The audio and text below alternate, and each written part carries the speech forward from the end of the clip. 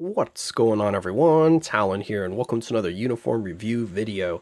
Alright, so we're moving on to the next two uniforms here, and as you can see, the next two uniforms are going to be Captain America and Hulk, but yeah, one of the Hulk uniforms is already missing, and that was because I already recorded this video, but my phone ran out of storage, so that was fantastic, and then the file was corrupted, so thank you, phone. So let's go ahead and try this again. So here we have Captain America. And yeah, he's got his shiny kind of baby face going on there, which I'm not a huge fan of. I definitely like the look of his Infinity War uniform a little bit more than the Endgame one. But there he is in the Endgame. There he is in his team suit. So now let's go ahead and take a look at the uniform effects here. So his uniform effects are going to be a 50% chance when hit to activate a all attack 15% increase, all speed 1%, a crit rate increase by 15%, and remove incapacitation, and then his normal damage immunity for 3 seconds.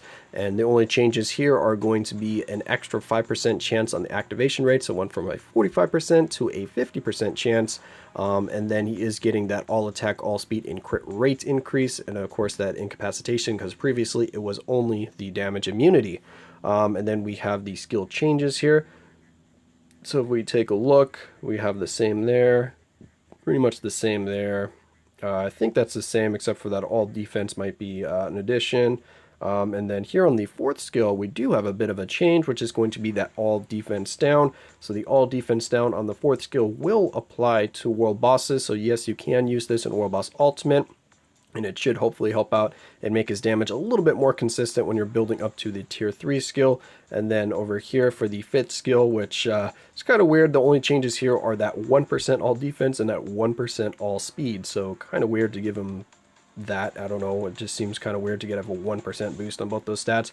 But anyway, let's go ahead and hop into the skill preview here and see what the new skills actually look like, because we have 2 or 3 skill changes, I think it was, or I think it's just 2 actually.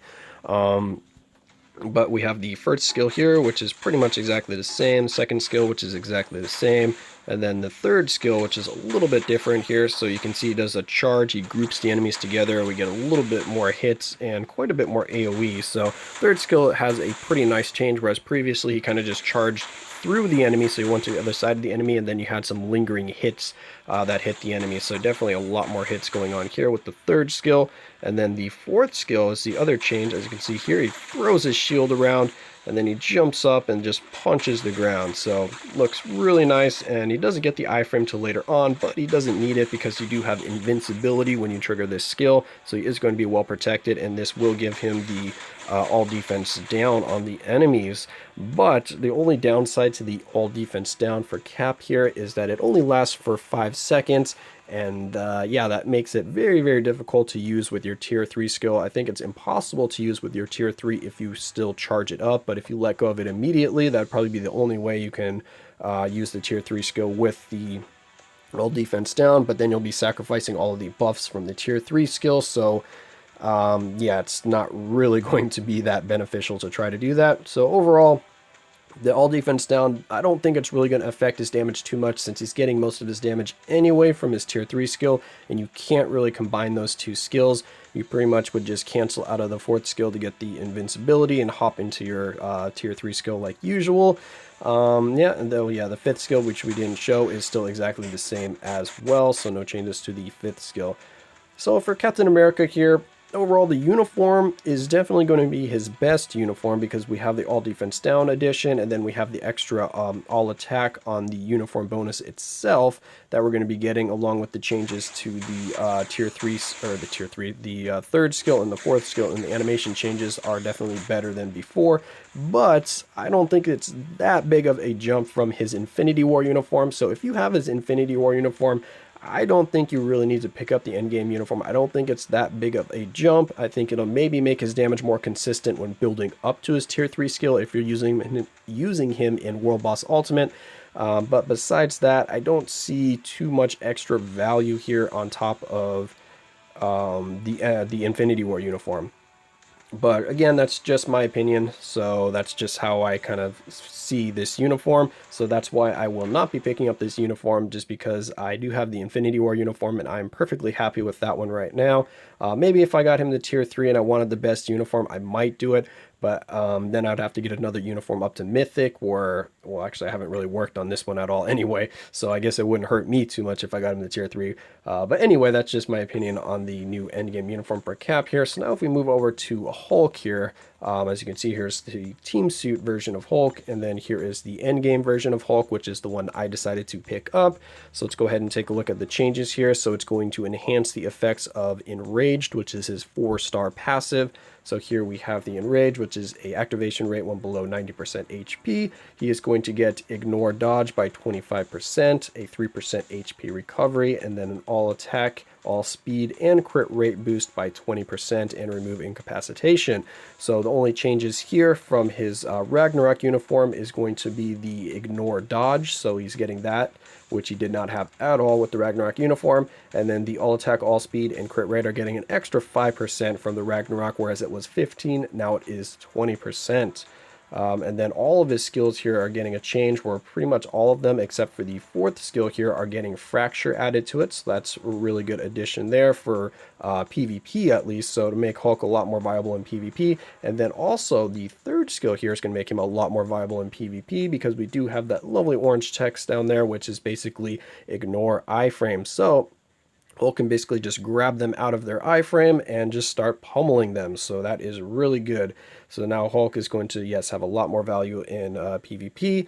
And then the 4th skill here, the changes to this one is it now has the damage immunity, whereas the 5th skill used to have it for the Ragnarok uniform, and now the 5th skill does not have it on this uniform here. So it's pretty much just switched places. It went from the 5 to the 4. Besides that, that's pretty much the only change except for the Fracture. Still a 50% chance to penetrate, which is exactly the same. And then I think he still had the stun. The stuns might be different. Yeah, okay, yeah, I didn't have any stuns before, so yeah, all of the stuns are new, so he's getting a lot more crowd control with this uniform here, because pretty much every skill has stun and Fracture on it. And this one even has blind.